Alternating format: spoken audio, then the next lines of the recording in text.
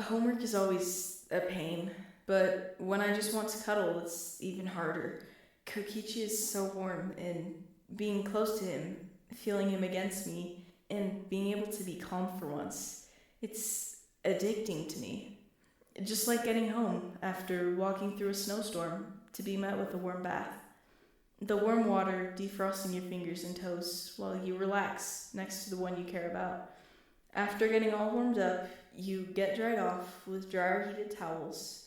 The soft fabric makes you feel tired, but you have to get changed into some warm pajamas to be able to go and cuddle together near the fireplace. The heat of the fireplace warms the whole room, creating this safe spot where you and the one you love is bundled up in your arms as you both sit in the presence of one another. The quiet sounds that the fireplace is making, soft crackles and soft fuming noises, while the quiet breaths of the one you are holding close to you calms your mind and heart of the cold you feel. Suichi, how do you do this problem? Kokichi asked, moving around on my lap so he was facing me. I looked down at him and felt like I was in heaven. His beautiful face, with all his small features, his small nose, his beautiful eyes, his small ears, his small hands, and his hair to frame his porcelain face. His hair is so smooth, and his neck and chest are so warm while his heart beats. It's a beautiful sound that is mesmerizing to me. The soft rhythm he forms with his heart and breath, it makes all of my thoughts and pain go away. It makes me forget that I am no longer human, helps me forget all the pain I have from hurting him and being a monster. Oh, you have to make sure to start and do all the steps. Here, this goes here, and then you move that over there. I wrote some quick notes on his paper, showing him how to set up the problem properly. He smiled at me and immediately got to work after placing a small kiss on my cheek. I felt my face heat up, but only because of the overwhelming love I am feeling for my Kichi. He means more than anything to me, and I want him to be able to know that all the time. Even if we have this bond, which reminds me, we have known each other for a long time. I mean, before I moved and my parents made me forget about before. I wonder how I felt about him then. I mean, I did kiss him, at least that's what I remember, vaguely. I remember all the good memories we had together before then, but I still wonder why my parents took me away from him. If I was happy there and felt more loved being around Kokichi and his mother all the time, rather than being around them and getting neglected all the time, feeling so alone. He poked my cheek, making me realize I was crying. I quickly wiped my tears, feeling confusion cloud my thoughts. Was I crying remembering my parents? Or remembering having to leave Kokichi? Are you okay? He asked, a little more gently this time. I blushed and nodded my head. Does this mean I just had the same feeling? Is that how he... Well, I was crying just now, so there is also that.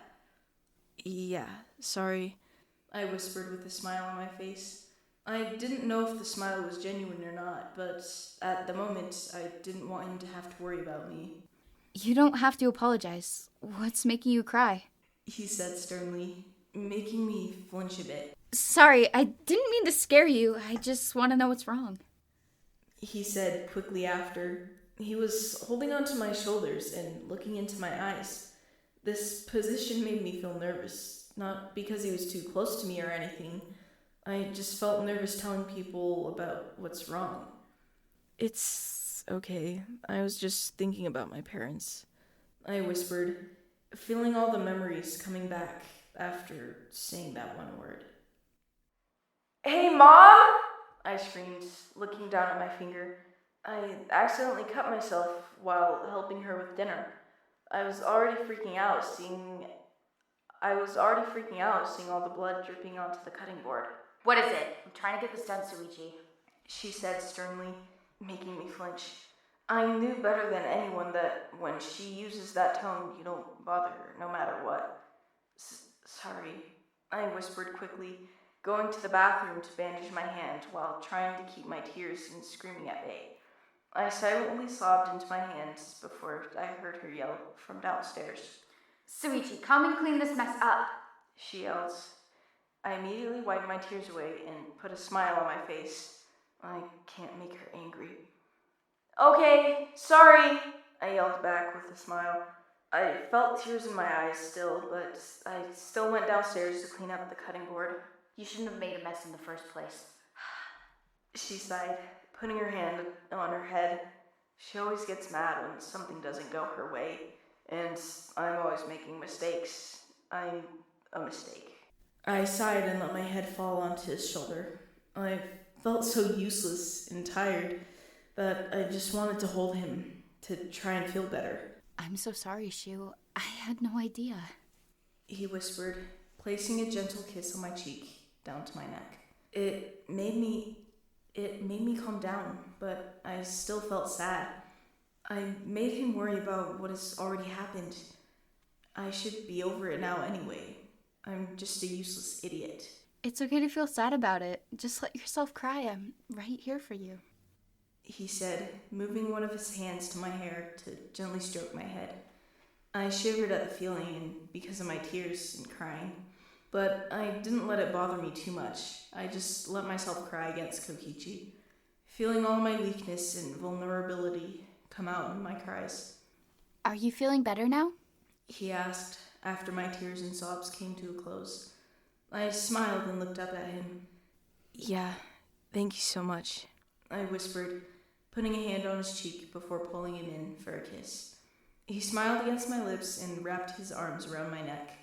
I want this to be how I feel. I want to feel okay.